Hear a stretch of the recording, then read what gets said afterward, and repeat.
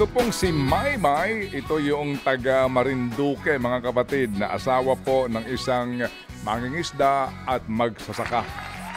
Yung kanya pong mister pagkasipag naman talaga. Opo, kapag magandang panahon, nangingisda. Pag masama ang panahon, lagi siya meron pong maaari namang tunghayan din po na hanap buhay. Maliban din sa pagko-construction at maliban din po sa pagtutupad. Ayan, at maliban din po doon mga kapatid, yung nga pong pagsasaka.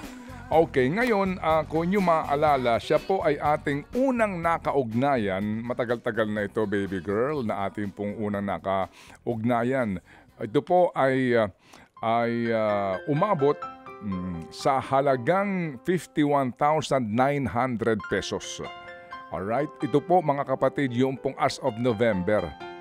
Pero ito lang pong huli, ito hong nagdaang linggo, siya atin po nakapanayam nga kasi matapos natin siyang bigyan ng kabuhayan para po doon sa pangingisda ng kanyang mister, yung kanyang pagbili ng lambat. Pasko po ito panahon ng Kapaskuhan ng ating siyang tinawagan. December ho ito ng ating siyang mabigyan ng 25,000 pesos. December 26 para nga sa pambili ho ng lambat. Ngayon, nung panahong yon, ang kanya po kasing mister ay nangihiram lamang ng motor para doon sa kanila pong pangingisda. Baka pwede natin maipakita rito yung ating mga file dito ng mga pictures at video ni mister habang ginagawa ito pong lambat, etc. At yun nga, nung ating siyang tinanong kamakailan lamang, ano bang kakailanganin pa ng kanyang mister para nga sa kanilang kabuhayan, yung motor para po sa kanyang bangka, baby girl. At yun nga po mga kapatid, nung huli natin siyang makausap, July 22 po yan, may update silang ipinadala sa atin na nabili na agad. July 22 ngayon. July 22, I'm sorry. Nung huli po natin silang makausap, naipadala na natin yung pera na napag-ambag-ambagan ng ating mga Happy Anonymous at agad, nakabili na rin po sila nitong bangka na kailangan nga po ng asawa niya. Ang total na pinadala natin last time ay 10,450 pesos para dun sa bangka para dun sa motor ng bangka at may additional pa po yan na 3,000 piso naman para dun sa school supplies ng mga bata na papasok na po ngayong Hulyo. Alright, so sila po ay nagtungo sa tindahan po nitong mga gamit sa pangisda at sila po ay eto na, nakabili na ho. Bagong-bago. Ang kagandahan dito kasi kasama nga si Mr. nung bumili, kaya kung ano po yung sasakto sa kanya pong pangingisda, yun na po ang kanilang nabili. Yun ang kinuha nila.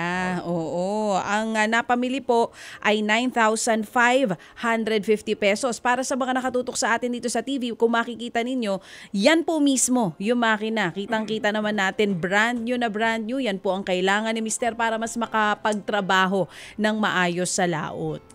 Okay, so ang kanya pong natanggap nung una, balikan lang natin nung una po. November 3. Opo, ay 13,200. Noong December 27, plus 25,000 pamasko po sa kanya pong pamilya para sa lambat. At noong July 13, siya po ay nabigyan ng 13,700. Last week po yan. Opo, para yan din po ito. Pinakahuli. Yan, okay. Ngayon, ito po yung pinakahuli nga mga kapatid. Ano po?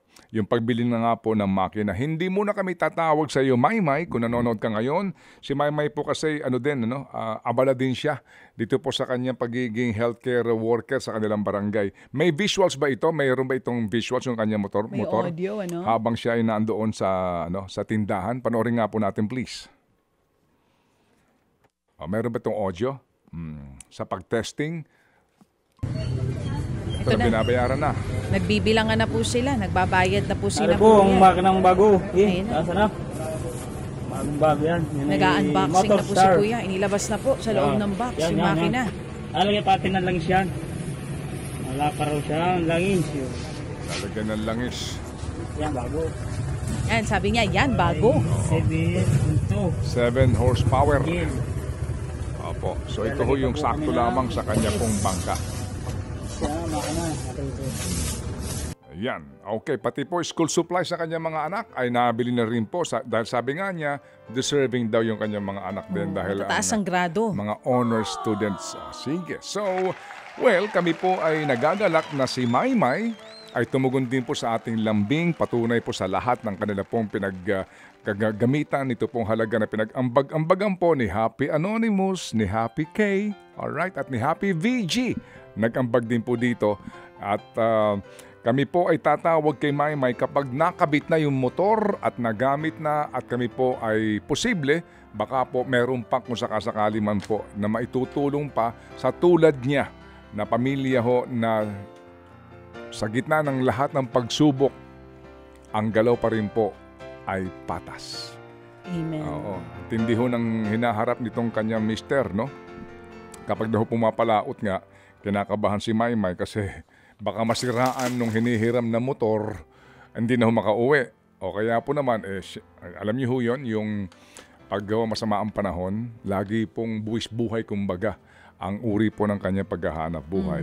Sige, so Maymay Montirde ng Santa Cruz, Marinduque ay abangan namin ang iyong update sa amin, ha?